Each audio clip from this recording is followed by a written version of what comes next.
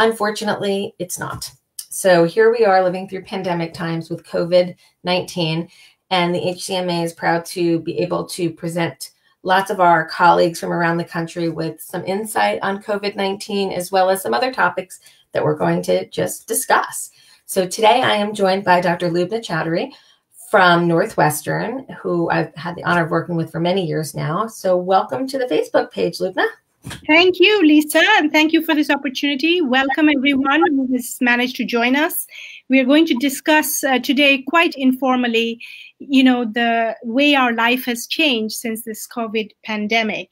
And we're specifically going to talk about telehealth and its importance in this era.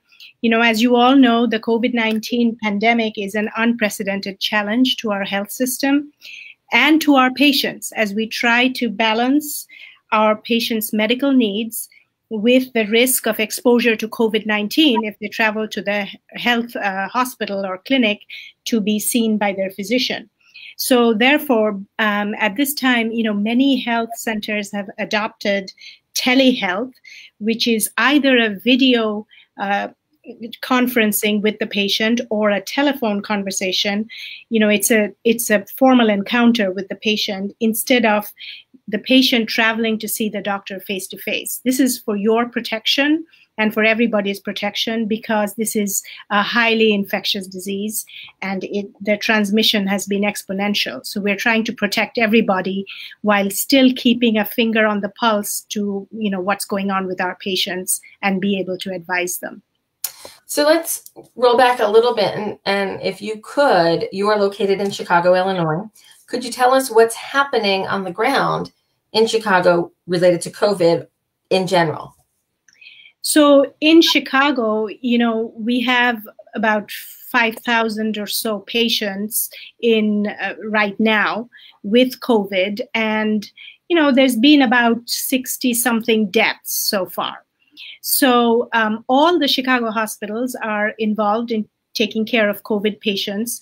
In Northwestern, we have quite a high proportion of them, I must say. There are a lot of patients who are walking into Northwestern to get their care if they suspect they have COVID.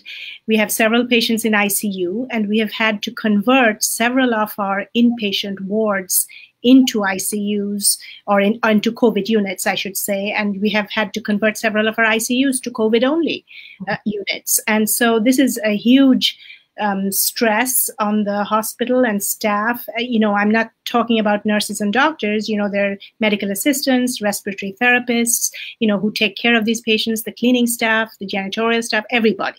Okay, so you can imagine that this is a huge, team effort. But I think, we're having very frequent, conferences, remote conferences with everybody in the staff of Northwestern so that everybody is up to speed as to what's happening in the hospital. So we feel very connected with our colleagues, and, nothing is happening, in the dark, so to speak. So we are aware that the hospital is putting in a Herculean effort to prepare for this, and I am proud to say that it's doing a great job preparing for this pandemic, and we've actually had several discharges of COVID patients, believe it or not, after getting treated at Northwestern. So that's a huge plus, and we hope that things will go well, as they're doing for Northwestern right now. But we are preparing for an onslaught of patients.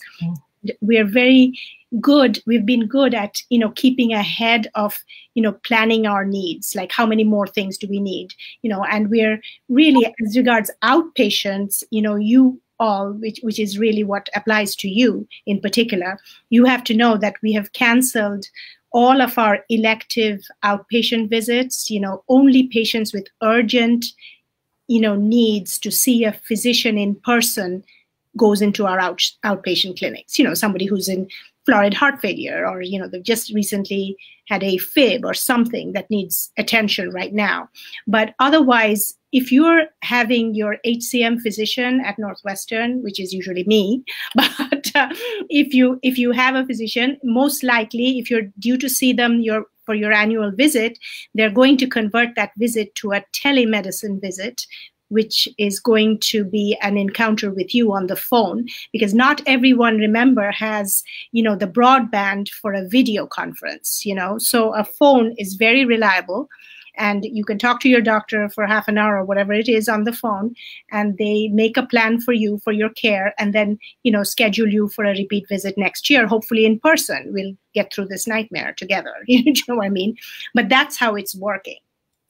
So back it up for just a second on that one. So you talked about general COVID at Northwestern. Have you had any experience yet with HCM patients in COVID? So actually the answer to that is no, not yet. But, it's conceivable that we might, because we do see a lot of HCM patients at Northwestern. They may get sick.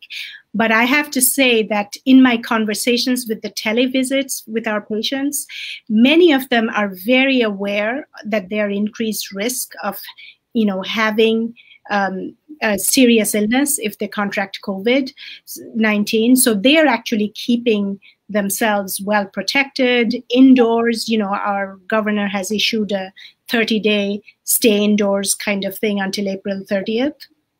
So they're not going out, so they're taking precautions. I think that's part of the reason why our patient population has been spared so far with a COVID infection. But know that because you have HCM, you are at risk to develop a serious illness if you get COVID-19. That we can tell. So what we want them to do, if I'm correct, is if they're diagnosed or they believe that they have COVID, obviously they're going to need their personal healthcare provider in their community, but they should reach out and speak to their HCM physicians and make sure that their HCM physician is coordinating with their general care physician to ensure that everything that can be done is being done properly. Would that be good? Correct. Yeah, that's correct. And, and the thing is, we actually, in Northwestern, we have an algorithm where if one of you thinks that you may have COVID symptoms, because by now you've heard them on TV every night and every second you hear them, you're short of breath with a fever and a cough. Okay, not just short of breath, because many people are short of breath with HCM. You know that, right?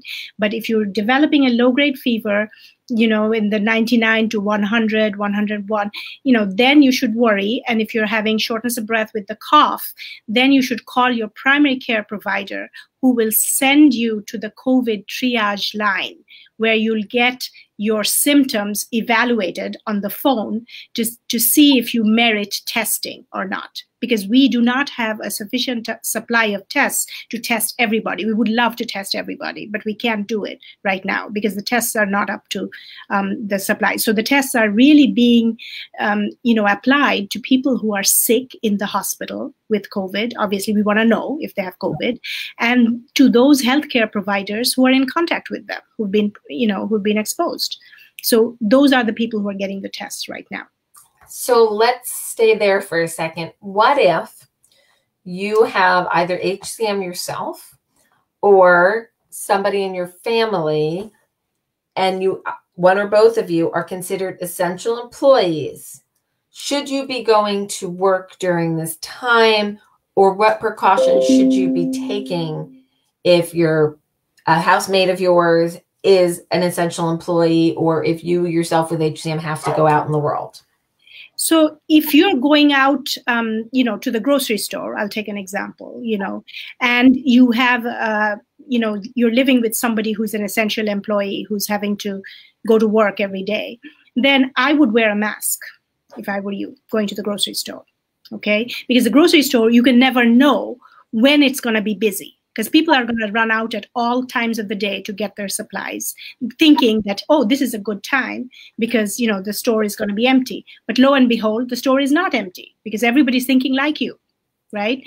So therefore, I would wear a mask if I were you going to the grocery store.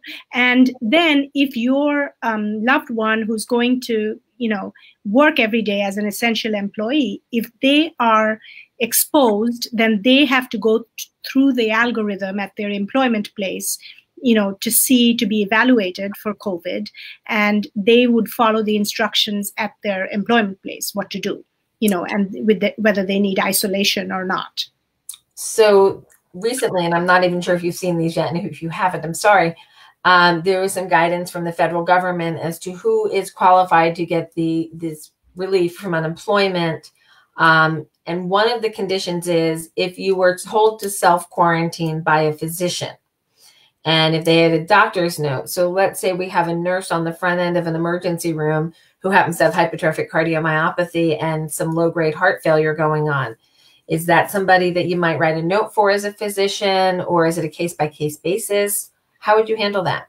It's, you mean to say that if it's somebody who's got HCM and is essential. And what? And is an essential employee. And is an essential employee.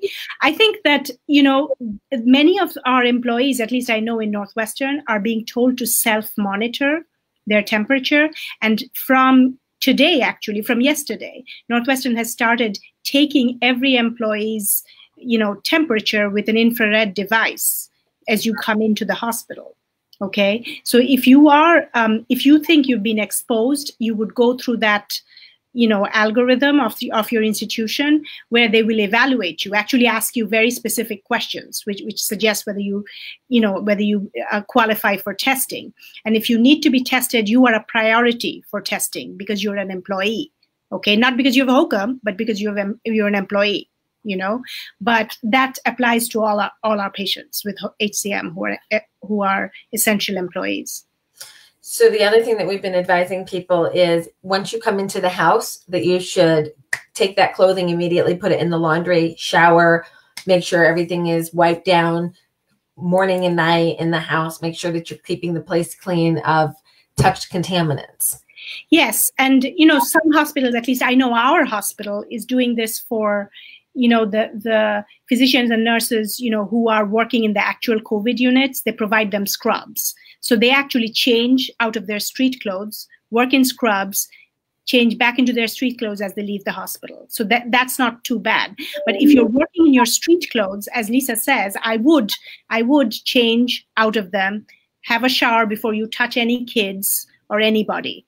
You know, and then the other thing, don't forget, I think these are easy to forget. Your keys, your cell phone, your doorknobs, and your computer keyboard need to be sanitized every day. So what I would do is keep a box of wipes close by, or a, you know, packet of alcohol, you know, saturated wipes, sanitizing wipes, which you use to sanitize those multiple times. Mm-hmm. You know, or even the ID that you wear to work, you know, it should be sanitized because you're touching it. And the other thing, do not touch elevator buttons.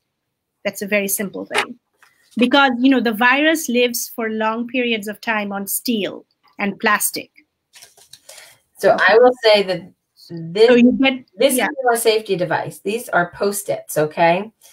If you need you need to use an elevator, I have been doing this as transplant. You take a Post-it note, you put it in your hand, and you press the button, and then you throw away the note when you get off the elevator. Or, you know, I use a tissue or something, Post-it notes, tissue or wipes or anything. But I have not touched an elevator button since the start of this pandemic.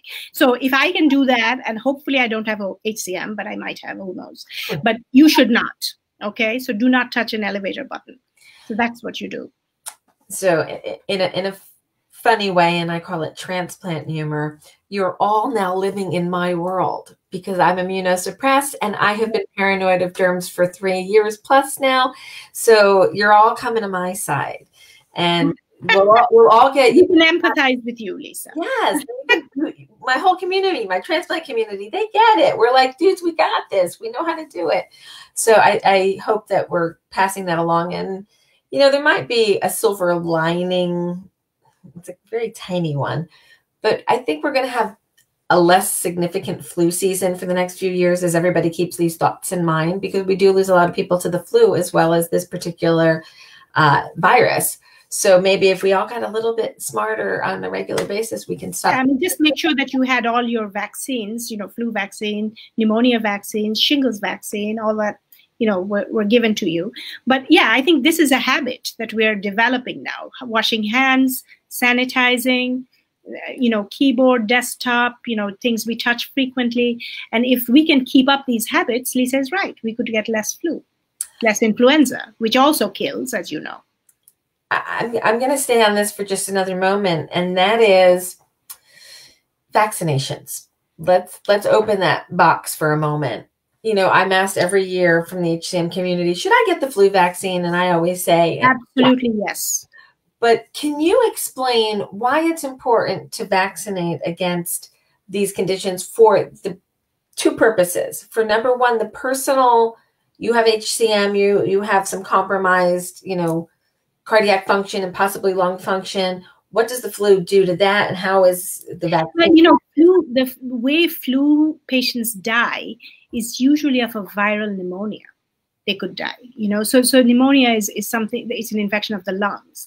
So many of our HCM patients have high wedge pressures, which is high pressures in their lungs, you know, because of the fluid accumulation from a stiff heart, stiff and thick, right? So if that happens, then you have less reserve with your lung function if you get a bad flu, which has actually caused a viral pneumonia. So the vaccines can either lessen the severity of the flu or protect you completely. Completely protect. Yeah, because the flu virus, remember, changes its antigens. Every year it's a little different. But, you know, the flu vaccine by and large protects, you know, a lot of people. I mean, as healthcare workers, we get it every year. We have to. So we would highly recommend flu vaccines every year. And when a COVID vaccination becomes available, we would encourage that vaccine as well. Absolutely. Okay. So now let's jump in a little bit more into the telemedicine thing. So yes. You've literally been using phone lines, so true telemedicine. Yeah. Northwestern now. Yeah. Most people are using the phone lines because they're strongly recommended by our organization. The reason is it's very easy to use. You do not need to have, you know, high broadband, you know, functioning to get videos and stuff. You know, phone is a phone, and you can just, everybody knows how to use a phone, and they don't need high tech. You know, I can talk to an 85-year-old who doesn't have internet on the phone and still take care of them. So that's why the phone is the primary medium with which we're doing this. But, you know, I would tell you one thing. If you know that your HCM provider is going to call you, your doctor is going to call you for a televisit, one of these phone visits, what can you do? Well, you can tell them your weight. You can tell them your blood pressure. You can tell them your heart rate. You can do all that at home. And those are going to be very useful to your doctor if she or he are trying to change your medicines.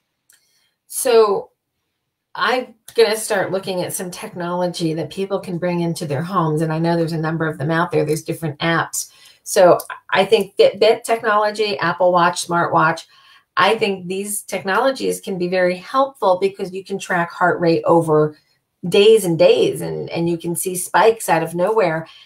So do you want printout provided to you guys in advance of a telemedicine visit if somebody has data available? Yeah, so for example, I'll give you an example. If you are a patient with HCM who has atrial fibrillation, for example, let's take the most common arrhythmia in HCM is AFib. So if you have a cardiomobile device, you know, a lot of our electrophysiologists here suggested that, you know, patients get the cardiomobile, and it's an old device, actually. It's been around for quite a while. And that can, you know, I've seen the tracings with that, and that's perfectly adequate for us to diagnose that you're in AFib. And this is for somebody who's in AFib paroxysmally. So that it's coming and going, but you're not staying in it all the time. So if you think you're in AFib, you get your Apple Watch, you get your cardiomobile device, and just record a printout and just, you know, fax it to us, or, you know, send it to us by my chart. We have a secure communications, and I can always look at the computer and see that. So it used to be called the Live Core. Now it's the Cardio Monitor. There's a couple of other technologies. Blood pressure monitors at home. If you don't have one, order one. They're not expensive. They may not be 100% accurate to what the doctor's office reads, but you'll find you're normal after a number of attempts. So report that. And the weight is really important, especially if you're sitting home eating stuff that you wouldn't normally eat. If you got a lot of packaged food to shudder in with. You got so actually that's a good point, Lisa, because, you know, I think here we should say that, you know, when we are hunkering down in a pandemic, we need to be careful what we buy for storage of foods, right? Because you need to look at the labels and look at the sodium content and calorie content of prepared, prepackaged foods, because you really don't want to load yourself, A, with carbs, B, with sodium. So these two are bad. And as you know, I keep, all my patients know I keep harping the same tune, that do not gain weight. That's the last thing they hear from me. Do not gain weight. Because if you gain weight, the symptoms of HCM are much more prominent. I agree completely. And dropping a few pounds, you can feel amazing. And it's like almost taking a pill. Somebody asked if you want a pulse ox at home as well. Does that have not necessary? Not necessary. I know a lot of people are suggesting online, just general awareness, to have one at home in case you get COVID. You can see if your oxygen drops. I think if your symptoms are bad enough, you get yourself to an emergency room. Yes, I think with COVID, the symptoms of cough, fever, shortness of breath, remember that triad. Or the other thing is that you're suddenly losing your sense of smell. Then you should. That's an interesting one. Yeah, but that's been reported. Yeah. That's an unusual one, but that can happen. But again, nobody's going to admit you to hospital for not having a sense of smell. That means you're one of the mild COVID cases, probably. But the things to look for COVID are really the fever. Okay, fever, shortness of breath, and cough. And the fever does not have to be high fever. Remember, it can be a low-grade fever. You could be in the 99.9 to 101, in that range even. So if you get those symptoms, rather than get a pulse oximeter, if you're short of breath, your chest feels tight, and you have a fever and a cough, call your primary doctor and get triaged by the COVID line that they recommend. I'm going to bring something up I haven't talked about yet in this series of videos that we've been doing. Back in the day when I had HCM, I actually had double pneumonia and pleurisy. And I'd lived my whole life with shortness of breath. And I know people wonder, how do I know when I've got COVID shortness of breath? I can only imagine it's going to be as acute as that double pneumonia pleurisy. Yeah. You can't. It's not like I'm a little short of breath. Like inhaling is actually painful. Yeah, so actually the pain, so I'm going to dwell on that word. See what she said, pain. So you can actually get a burning or a pain in your chest, or a constriction that I can't breathe, I can't go up the stairs, I'm suddenly short of breath. And remember, COVID patients who have COVID can change in the blink of an eye. So 1 minute they're fine, and the next morning they have high fever, or they have shortness of breath. So you could be pretty okay, you think, and the next minute you can decompensate badly. So if you're badly short of breath, that's the time to get yourself into an emergency room. Because in the emergency room, at least in Northwestern, we have separated our patients into COVID and non-COVID, so that the COVID suspicion patients are not mixed with the other emergencies, broken bones or whatever it is that they're coming in. So you don't have to fear that. So Northwestern has prepared pretty well. I think most of our centers of excellence infrastructures have done a really good job of preparing. I'm absolutely amazed with Morristown. That's my local. But it turns out that the chairman of medicine is like an infectious disease pandemic expert. Who would have thought that I had one in my community? And they've got plans and plans and plans, and then other plans in case those plans don't work. They're prepared. And I can only imagine that our partners over at Northwestern are at. Yeah, because, our chief medical officer is an infectious disease specialist. And so he's all over it. And we're getting like system-wide conferences, which is, amazing, because everybody's up to speed about what's going on. So I would say my institution has prepared very well for this. And we continue to be very vigilant and change as, needs. And, we've had talks and lectures and conferences, and the state of the art, something that's published last week, is being talked about now. Right. It's really moving fast. So let's talk about things that are moving fast. Ibuprofen or acetaminophen for a fever with COVID? Acetaminophen. Acetaminophen. Now, the what are we going to call this? The theoretic treatment with the malaria drug and the Z-Pak. So, that's under a clinical trial now, and they're actually doing a prophylactic trial of that in healthcare workers to see if they can prevent seroconversion to COVID, so that they prevent, the virus taking hold. So if that trial becomes positive, that would be a great help to even those a few patients who actually are healthcare workers, so that's a very anticipated trial. But right now we can't say anything about it because we don't have real data. Yeah, I got in a little trouble here in New Jersey because we have a state senator who was pushing for legislation to mandate the use of this. And I said, please slow the roll. You cannot mandate without a clinical trial, no. And, while we're in the middle of doing 2 clinical trials in HCM for new drugs, we as a community are acutely aware of how important it is to monitor and follow and track and really understand what's working and why before we just start taking a drug that may have unintended consequences. And let's talk about one of the unintended consequences of this match of meds that they're considering using. Both of them have mechanisms that can prolong the QT interval. And which drug is that? Sorry, Lisa. The malaria drug and the hydroxychloroquine, and the azithromycin. Right, the combination. So if it proves out that it's therapeutic or beneficial, should HCM patients specifically take those doses in the presence of a healthcare professional? Yeah, so we don't know that because remember, QT can be prolonged in many of our patients, because they have HCM. HCM can prolong the QT. And many of our patients have left front branch block on the ECG, which prolongs the QT anyway. Many have pace rhythm, which prolongs the QT again. So we really don't know unless the drug is tried in this population to see if it has any adverse effects. We're a long way from that. These are only starting trials, with this combination, and it's being tested in a population that doesn't have HCM. So we really should not extrapolate or look to these drugs for our patients right now. I would caution about that. I have a couple of people who were private messaging me that they had it in the house because a family member uses it. Should they try it? No. That was not. That's a straight no. That was a hell no. Okay. That was a hell no. So that's a straight no. Yeah. No. As somebody says, they're allergic to Zithromax. Yeah. That may not be what you need at all. So don't worry. Right.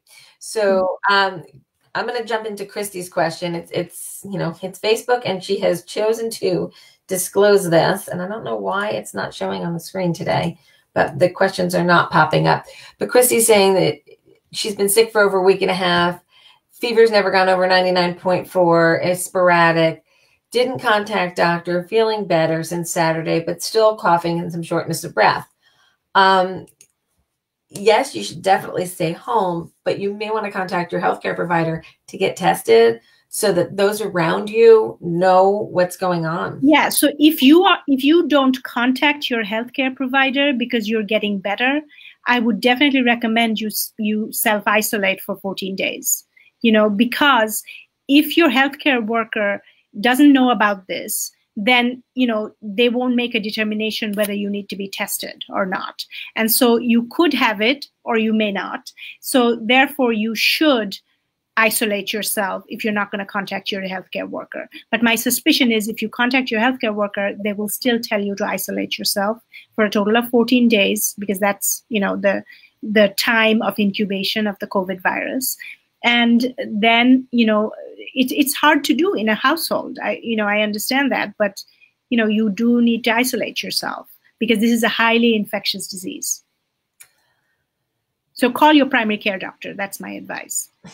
That is good advice. So going back into this telemedicine concept, we've talked about it in the healthcare community for a long time of using telemedicine, using video visits, using phone visits.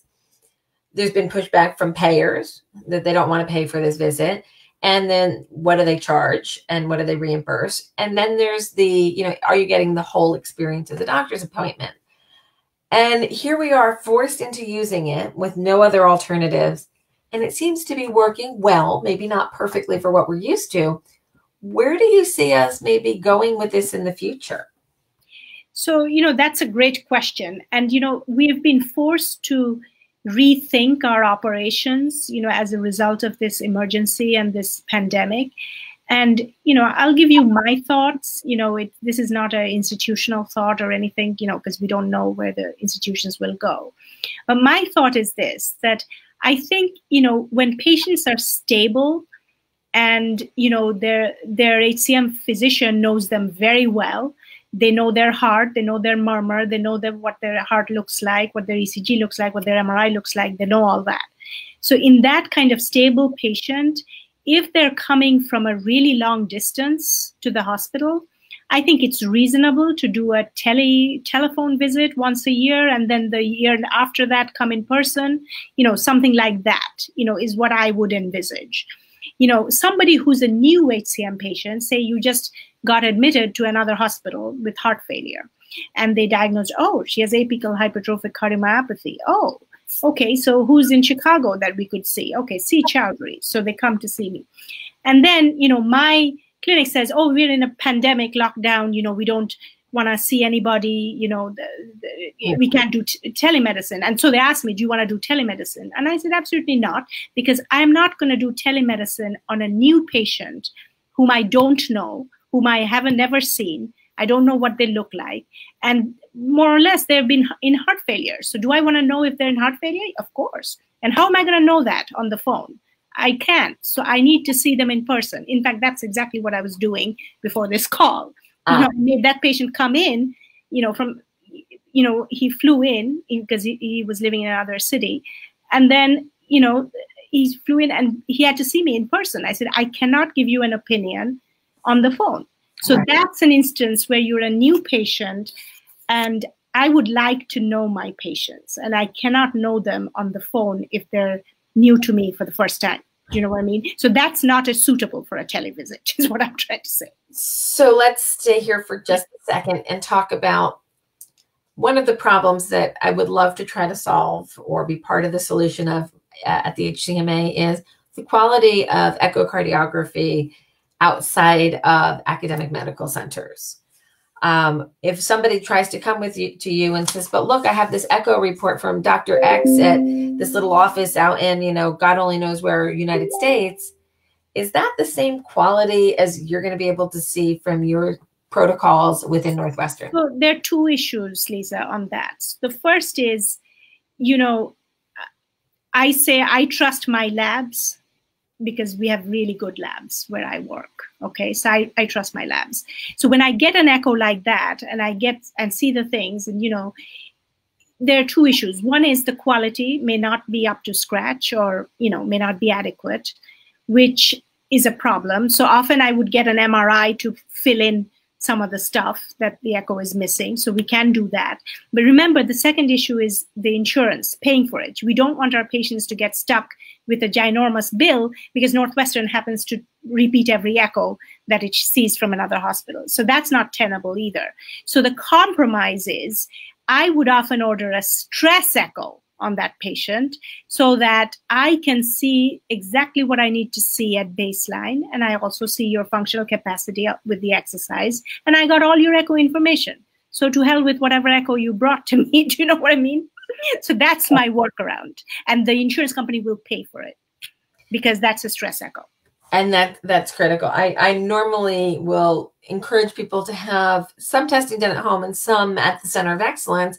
But I think imaging, if you can do it at a center, do it at a center. Yeah, I agree. And I tell people, they're saying, well, can't I have the MRI? We really have a very smooth protocol for HCM echoes and MRIs at Northwestern. We've been doing it for years and years, So I would rather you did it here when I see the quality of some things. But if you happen to come into me with an echo, which is a resting echo, I might get a stress echo if I can't see things as well there, and so be prepared for it. And that gives me more information anyway.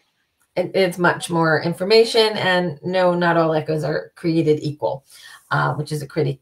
But, you also have to make sure that you do not order the same test as they brought into you because they will be charged by the insurance company. So you don't want to do that. Exactly. So are there other places within HCM that you think we might be able to use telemedicine in the future?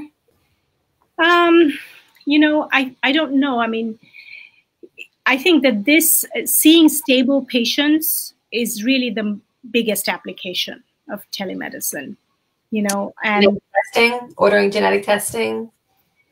Ordering genetic testing, yeah, I mean, genetic counseling can be done on telemedicine. Certainly, you can explain that to them. But yeah, genetic counseling can be done that way. But yeah, looking at stable patients, you know, like alternating 1 year televisit, 1 year in-person visit, you know, that's definitely feasible. Do you see a time where maybe technology would allow a stethoscope to be on a cell phone and you can listen to heart sounds? I can't really speak to that, but we have the ECG technology, so who knows, you know, what will happen there. Lisa, my computer battery is running out, so I'm going to have to plug it in. Okay, you can go ahead and plug it in. I'm going to ask the audience if they have any questions to pose them now. Yeah, I'll be right back. She's going to be right back. I'm going to drop her down here so we can give her some privacy, and you get me for a minute. I can still see her, but you can't. So I am having a little bit of a difficulty with putting the comments up on the screen.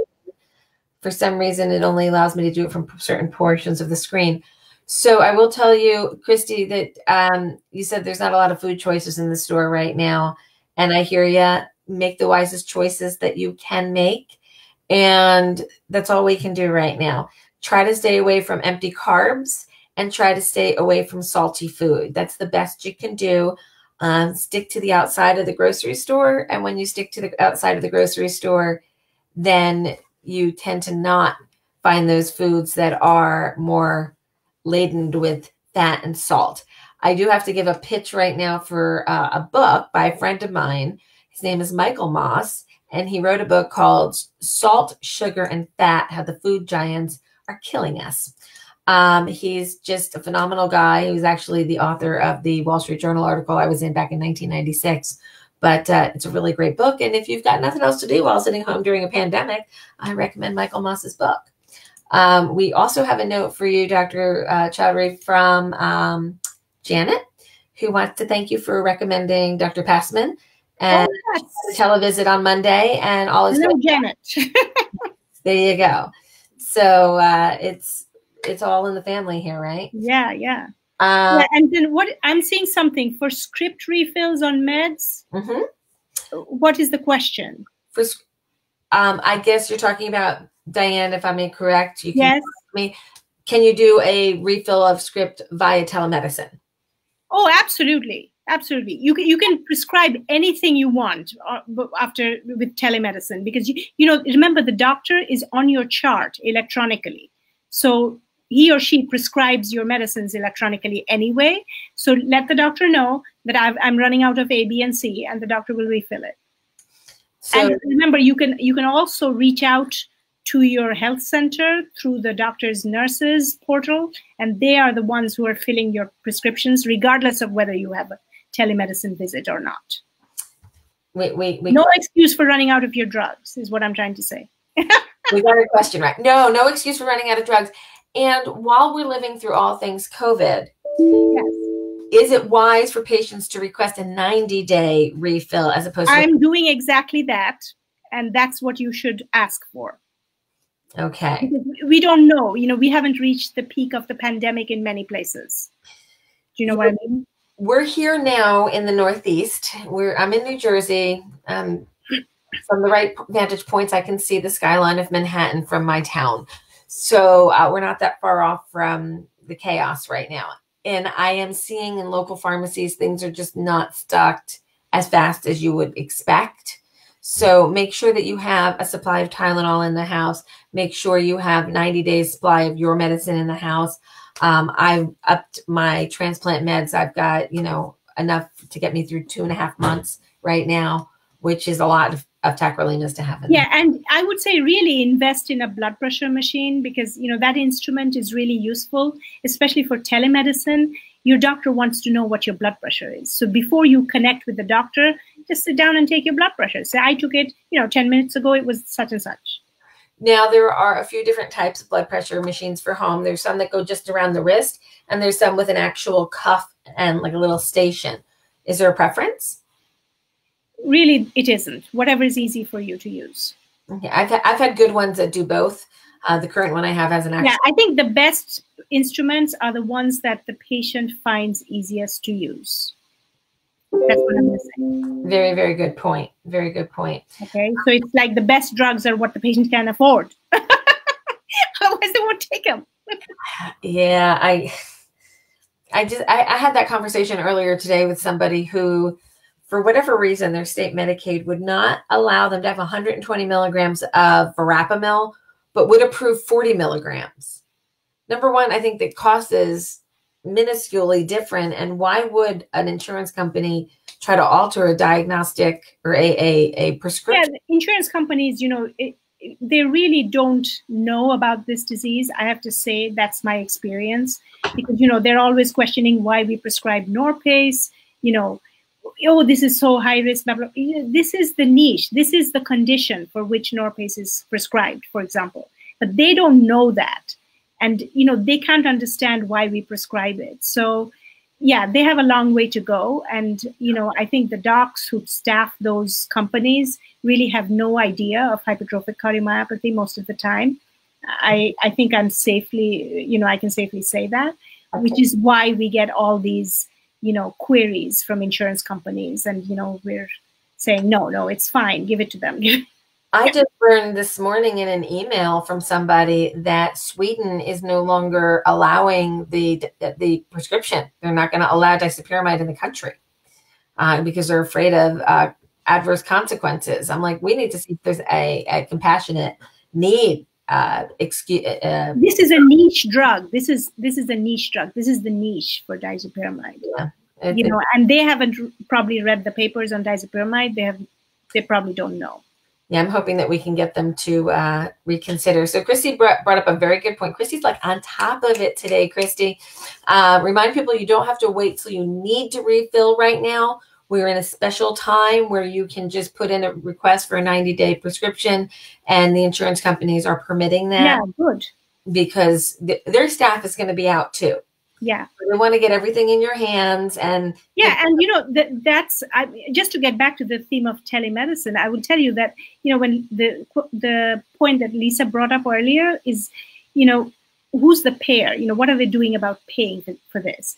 Well, the healthcare, establishment is now paying for telemedicine because they understand that people's lives are at risk because this is such an infectious disease. And the only way we can take care of our patients is with telemedicine. So they will pay for it. So you need to avail of it while this is allowed, so to speak. And I think that brings this longevity question back into focus. If we can prove during a time of crisis that this mechanism works, I actually think it can benefit the HCM community long term. Many of our members do not live in a very short from a center. That's an excellent point, because how many centers of excellence? There's not one in every town. No. So therefore, you need to have this option for people who are from, miles and miles away from the center, so that, they can forego their visit to Chicago, 1 year. If they, and some people have their friends bring them for the visit, and the friend, may not be available, whatnot. So this is a good option for stable patients. So that's really, I agree completely. And I think we have this opportunity now to prove that it works. And yes. I bet you, Lisa, we will see changes in guidelines in terms of, the payers stepping up to see that, this is to our patients' benefit. And I think we need to give some patients this option. And, it's up to the physician to decide whether it's appropriate for you, of course. And as I told you, I gave you that example. You can't just come in and say, I need to see Dr. Choudhury. I've been diagnosed with HCM and I want a telemedicine. I will say, no, you wait until after the pandemic and then I'll see you. I'd be happy to see you. I will see you comprehensively in my office with a heart model showing you exactly what you have. I can't do that on the phone. It's a little complicated. You're like, see this part right here? It's not working right. Yeah, it doesn't work. Yeah. So those are the parameters, for the televisits, telehealth visits, have to be stable, you are a known patient, you're just having some issues, which we can take care of on a telephone visit. But, don't expect this to be the norm if you are a new patient coming to establish care for your HCM in Northwestern or any other center. Because, your physician most likely, it depends on physicians too, but, I am a very hands-on physician and I need to examine my patients, and I cannot do that on the phone.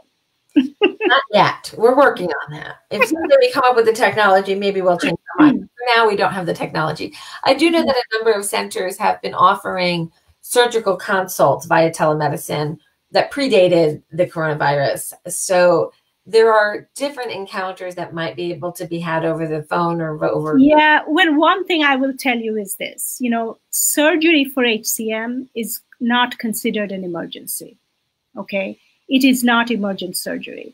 So the people for whom the cardiac surgeons are, available right now are true emergencies. They have a burst aorta, they're on ECMO or some, really, really urgent procedure. So I would wait until after the pandemic to have your surgery consultation.